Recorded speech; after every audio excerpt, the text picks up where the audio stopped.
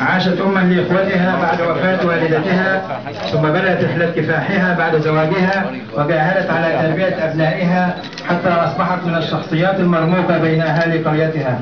وقد تخرج أبناؤها جميعا من كليات الطب والصيدلة، فتحية للأم سمية محمد الزين. شهادة تقدير وجائزة مالية إلى الأم سمية محمد الزين. وهدية من الجمعيات الأهلية، جمعية منار السبيل وجمعية البر والتقوى بالمصالح.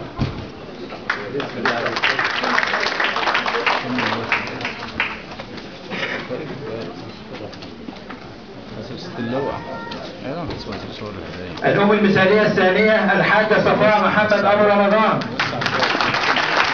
من حي الحرس الوطني بدمياط. بدأت قصة كفاحها حينما مرض ابنها، وتبرعت له بكليتها لتنقذ حياته، فكم تحملت من الآلام لتصل بأبنائها إلى بر الأمان. وقد تخرجت ابنتها من كلية الحاسب الآلي والابن الثاني من تربية إنجليش، فتحية للأم صفاء محمد أبو رمضان. شهادة التقدير وجائزة مالية من معالي وزير المحافظ إلى الأم صفاء محمد أبو رمضان. شرفتينا يا فندم، ربنا يخليكي.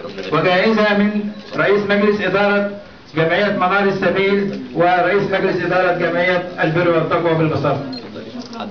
حد ينزلها حضرتك. ربنا يخليكي. كل سنة وأنت طيبة، كل سنة وأنت طيبة، كل سنة وحضرتك طيبة يا فندم. الأم المثالية الثالثة الحاجة زينب فهمي علي محمود من السنانية.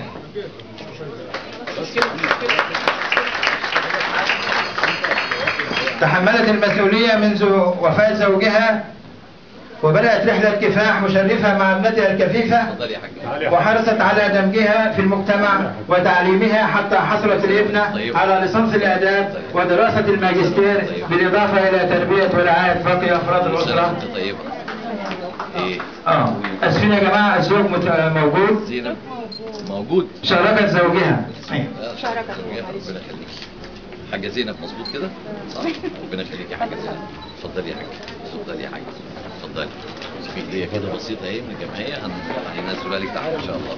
شرفتيني يا حاجة، كل سنة وأنت طيبة، وربنا يبارك لك في ولادك إن شاء الله. الأب المثالي على مستوى المحافظة الأستاذ محمد الحسين النحاس من مدينة السلو، تحمل المسؤولية في منزل أبيه منذ صغره، والثالث على الجمهورية. عكف على تربية إخوته وألحقهم بمراحل التعليم المختلفة، واستمرت تضحياته مع أبنائه، فقد تخرج الأول من كلية الهندسة، والثاني من كلية العلوم، والثالث من الطب البيطري، فتحية للأب محمد الحسيني.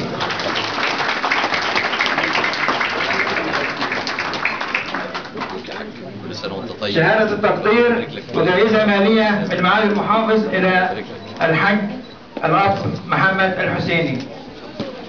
اتفضل يا حاج، ربنا يبارك لك يا رب ان شاء الله. طبعا تمام. انا عارف والله، عارف. تقلقش انا واخد بالي. ربنا يديك صحتك. بس دول يوم ممكن احطهم لك جوه. انا نزلتها لك.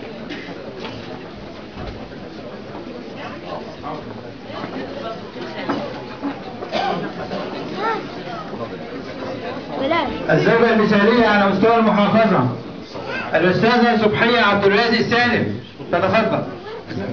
زوجة البطل الرياضي الكبير إبراهيم حمدتو، تفضل أستاذ إبراهيم معنا. وقفت بجانب زوجها متحديا الإعاقة، وساندته حتى حصل البطل على بطولات رياضية محلية ودولية، فشكرا لها على مجهودها. طبعا غني عن التعريف، غني عن التعريف. كل سنة وانتم طيبين، كل سنة وانتم طيبين. اتفضلي يا فندم، اتفضلي يا كابتن. اتفضل يا كابتن. طب يا سلم، اتفضل كابتن. شهادة التقدير وجائزة مالية إلى الزوجة المثالية صبحية عبد الرازق سالم. كل سنة وانتم طيبين يا فندم. في ختام اللقاء نشكر معالي الأستاذ الدكتور